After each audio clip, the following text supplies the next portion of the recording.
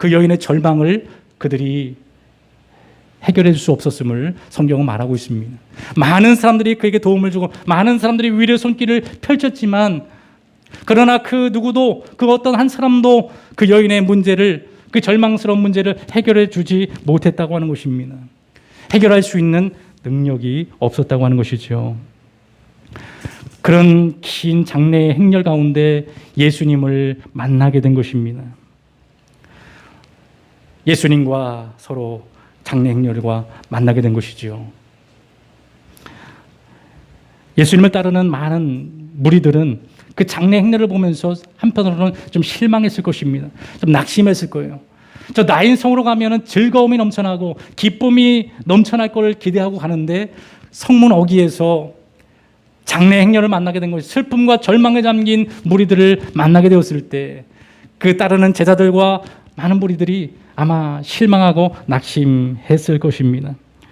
그들의 기대를 저버렸기 때문에 그렇습니다. 사실 우리가 살고 있는 이 세상은 행복해 보이고 아름다워 보이고 유토피아적인 그런 세상을 향하고 있지만, 그러나 그 안을 들여다보면 절망으로 가득하고 좌절로 넘쳐나는, 고통으로 넘쳐나는 세상이라고 하는 것이지요. 겉모습은 나인성을 표방하고 있지만 그 안에 살아가고 있는 사람은 절망을 향해서 나아가는 장례 행렬과 같은 모습을 가지고 있었다고 하는 것입니다. 구약의 소돔과 고모라 성을 보면 멀리서 보면 아름다워 보이지만 그러나 그 성은 소망이 없고 절망적인, 비극이 넘쳐나는 그런 곳이었습니다. 도저히 사람이 살아갈 수 없는 비참한 곳이었다고 하는 것이지요. 찰리 채플린은 멀리서 보면 희극이지만 가까이에서 보면 비극이다라고 하는 말을 했습니다. 또 소크라테스는 너 자신을 알라라고 하는 말을 했어요. 내가 누구입니까? 우리 인생은 무엇입니까?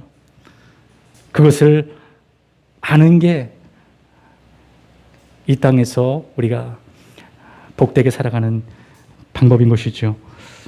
러시아에 낳은 세계적인 문호 톨스토이는 그의 우화에서 그런 이야기를 했습니다. 어떤 사람이 들에 나갔는데 사자가 자신을 향해 달려오는 걸 보면서 도망치다가 실족해서 그만 낭떠러지로 떨어지고 말았습니다. 떨어지는 순간에 그래도 다행인 것은 나뭇가지를, 줄기를 잡아가지고 간신히 떨어지는 것을 면할 수가 있었습니다. 구사일생으로 추락사는 면했지만 위를 쳐다보니까 여전히 사자는 으르렁대고 있었고 내려다 보니까 밑에는 뱀이 우글거리고 있었습니다. 줄기를 잡고 있는 손은 점점 힘이 빠져가고 있는 거예요. 그런데 어느 순간에 향기로운 향기가 나는 것이었습니다. 벌집에서 꿀이 뚝뚝 떨어지는 거죠. 그걸 손으로 찍어서 맛을 보니까 너무나도 맛있고 달콤하고 힘이 생기는 것이었습니다. 그 순간도 잠시요, 위에서 어떤 소리가 나서 올려다 보니까 검은지와 흰지가 자신이 붙잡고 있는 그 줄기를 막 갉아먹고 있는 것이었어요. 그러면서 톨스토이는 그렇게 말합니다. 이것이 인생이다라고 그렇게 말을 했습니다. 절망은 계속해서 연속해서 우리에게 다가온다라는 거죠. 한 절망을 피하면 다른 절망이 우리에게 찾아오게 되는 것이죠. 순간적으로 꿀을 맛볼 수도 있지만 그것도 잠시 다시금 우리의 생명줄을 끊고 있는 무언가가 우리의 인생을 좀먹고 있다고 하는 것이죠. 이것이 바로 우리의 인생인 것입니다.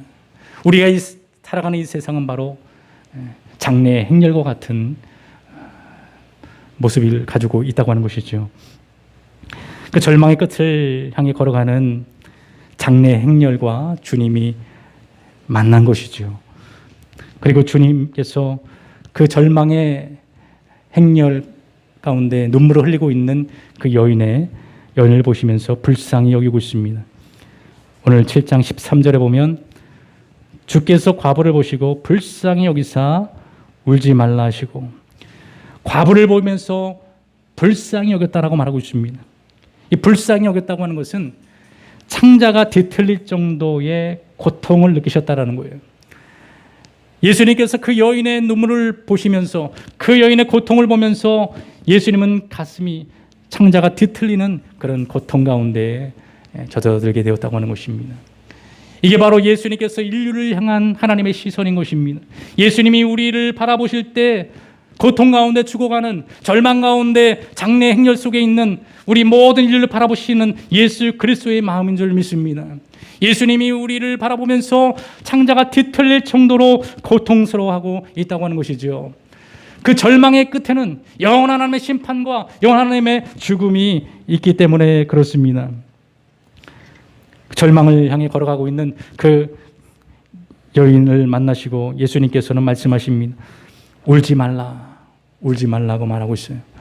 울지 말라고 하시는 이 하나님의 말씀, 그의 눈물을 닦아주시는 예수님의 그 모습, 이건 단순하게 위로의 차원이 아니라 무능하고 허무한 그런 공허한 말이 아니라 예수님은 진정 그 눈물을, 그 비통함을, 그 억울함을, 또 그 절망을 해결해 주시겠다고 하는 하나님의 말씀인 것입니다. 그리고서 관에 손을 대시면서 그 발걸음을 멈추게 됩니다. 그리고 예수님은 죽은 청년을 향해서 그렇게 말합니다. 청년아, 내가 내게 말하노니 일어나라. 청년아, 내가 내게 말하노니 일어나라고 말씀하고 있습니다. 예수님께서는 바로 죽은 그 행렬을 멈추시고 죽어있는 자를 멈추시고 다시금 그 영혼을 살려주시는 하나님의 놀라운 역사를 그들이 목도하고 경험하고 있는 것입니다. 오늘 14절에 보면 가까이 가서 그 관에 손을 대시니 맨 자들이 서는지라 예수께서 이르시되 청년아, 내가 내게 말하노니 일어나라 하시매, 그 말씀을 듣고 죽은 청년은 그 즉시 일어나 앉아서 다시 말하기 시작했습니다. 원래의 모습으로 회복되어 말하기 시작하였다고 하는 것입니다. 그 청년은 어머니의 품으로 다시금 돌아가게 되었습니다. 하나님의 말씀은 살아있고 능력 있는 말씀입니다. 주님은 우리의 생명의 주인 되시고 그의 말씀은 생명의 말씀이기 때문에 그 말씀을 듣는 자는 살아나는 역사가 일어납니다. 다시 우리의 삶이 회복되는 역사가 일어납니다. 모든 죽음과 같은 우리의 삶이 다시 주의 말씀을 통해서 일어나게 된다는 것이죠. 하나님의 말씀을 통해 소생하는 살아나는 축복이 있기를 원합니다. 하나님의 음성을 듣는, 그 생명의 말씀을 듣는 자는 살아난다고 하는 것이죠. 그 말씀에는 창조의 능력이 있기 때문에 그 말씀을 들을 때 피조물이 순종하고 일어나는 것이죠. 하나님의 권능인 것입니다. 우리 모두는 죽음을 피할 수 없습니다. 죽음을 향해 나아가는 장래 행렬과 같은 것입니다. 세계 2차 대전이 끝난 후에 세계 기독교 대회가 영국 런던에서 개최가 되었습니다. 대장 목사님이 그렇게 말했습니다. 회를 시작하기 전에 먼저 장례를 거행하고 진행하고자 합니다. 오늘 장례를 치를 분은 아주 유명한 분입니다. 여러분이 가서 보시면 깜짝 놀랄 것입니다. 라고 그렇게 얘기를 했습니다. 그리고 옆방에 있는 장례식장으로 안내를 하고 한 명씩 들어가서 보라고 그렇게 했습니다. 한 명씩 들어가서 관을 쳐다보았을 때 사람들은 깜짝 놀라고 순간 엄숙해지게 되었습니다. 관에 누워있는 사람은, 그 유명한 사람은 다른 사람이 아니라 바로 자신이었기 때문에 그렇습니다. 자신을 본 사람들은 충격을 받았고 순간 분위기는 엄숙해질 수밖에 없었던 것입니다. 관 안에는 거울을 깔아놓아가지고 그걸 보는 사람들은 자신의 모습을 보게 된 거지요. 미리 자신이 그 안에 누워있는 모습을 보게 된 것입니다. 우리는 살아가면서 망각하고 살아갑니다. 우리는 살아갈 때 잊고 살아간다고 하는 것이지요. 우리도 언젠가는 이 세상의 절망의 끝에 다다르게 된다는 것을 우리는 알지 못하고 살아간다고 하는 것입니다. 영원히 살아갈 것처럼 살아가고 있다는 거예요. 우리 인생의 마지막 끝에는 영원한 죽음이 우리를 위해서 예비하고 있습니다. 모든 사람들은 그 죽음을 피할 수가 없는 것입니다. 벗어날 수가 없다고 하는 것이지요. 우리는 그래서 이 땅을 살아가는 것은 긴 장래 행렬과 같은 것이지요. 앞서가는 사람 뒤를 따라가는 그 무리들과 같은 삶이 되는 것입니다. 그러므로 우리 이 땅을 살아갈 때 예수 그리스도를 만나고 그분을 통해서 다시금 살아나는 은혜를 경험할 때 우리는 그 영원한 절망에서 벗어나고 비로소 우리는 하나님의 영생을 얻게 되는 축복이 임하게 되는 것입니다. 주님께서 이 땅에 오심은, 주님께서 그 여인을 찾아가신 것은 그 절망에서 다시 영원한 소망을 주기 위해서, 다시금 죽음에서 생명을 주기 위해서 그 여인을 찾아가셔서 장례행렬을 멈춘 것입니다. 주님이 우리 인생 가운데 찾아오셔서 영원한 죽음을 향해 가는 우리 인생을 찾아오셔서 우리 발걸음을 멈추시고 하나님 우리에게 영원한 생명을 주시며 우리를 돌이키시는 은혜가 저 여러분들에게 임하게 된 줄 믿습니다. 우리는 예수 그리스도의 은혜를 통해서 다시금 생명을 얻고 다시금 나인성으로 돌아가는 그 여인과 같이 영원한 절망을 향한 우리 발걸음을 하나님께서 돌이키셔서 이제는 다시는 눈물이 없는, 다시는 고통이 없는, 절망이 없는 영원한 하나님의 도성으로, 영원한 하나님의 나라로 우리를 인도해 가시고 계신다고 하는 것입니다. 따라서 우리는 이 여정 속에서 하나님의 위로를 얻고 하나님의 은혜 가운데 영원한 하나님 나라의 도성에 이르기까지 우리는 이 길을 가는 순례자들인 것입니다. 얼마나 축복된 걸음입니까? 이제 우리를 위해 예비하신 나인성, 그 나인성은 다시 돌아가면 그곳엔 다시 절망이 다시 반복되지만 우리를 위해서 예비하신 하나님의 도성은 영원한 하나님의 나라요, 영원한 슬픔이 없는, 영원한 죽음이 없는 곳입니다. 우리는 그곳을 향해서 나아가는 복된 발걸음인 줄 믿습니다. 장래 행렬이 아니라 영원한 생명으로 나가는 복된 발걸음이라고 하는 것입니다. 하나님의 말씀을 듣는 자들은 오늘도 살아나는 축복이 임하게 됩니다.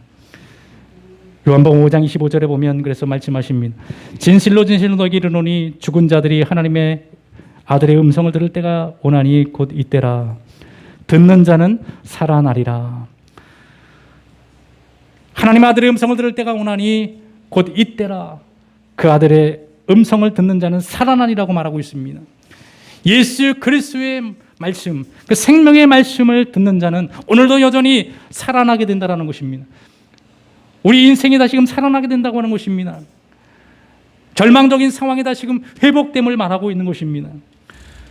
주님은 우리 영혼을 구원할 뿐만 아니라 우리의 상황, 모든 절망적인 상황 속에서 주님께서 우리에게 말씀하여 주시고 그 말씀을 통해서 죽은 것 같은 절망적인 상황을 해서 우리를 건져주시는 하나님이십니다. 우리의 아픔을 보시고 예수님은 창자가 끊어지는 듯한 고통을 느끼고 계십니다. 우리의 절망적인 상황을 바라보면서 예수님은 피눈물을 흘리면서 우리를 위해서 간구하고 있다고 하는 것이죠. 지금도 이 순간에도 죽음을 각오하고 절망적인 상황을 맞이하는 많은 사람들이 있습니다. 우리나라는 OECD 국가 중에서 자살률 1위 국가입니다.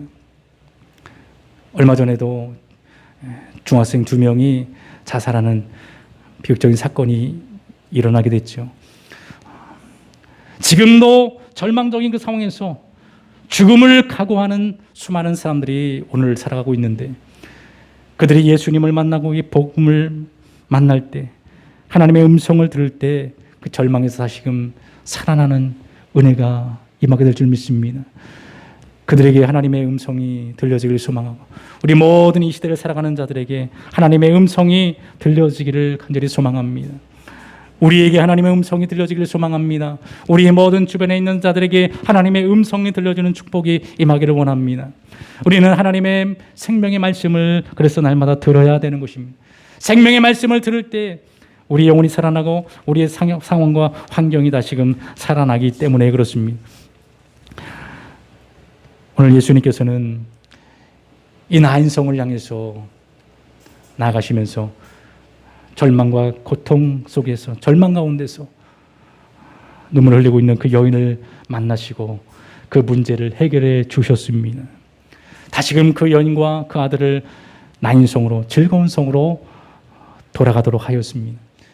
주님을 만날 때 회복되고 돌아가는 다시금 우리 삶이 일어서는 놀라운 은혜가 임하게 됨을 말씀하고 있는 것이지요.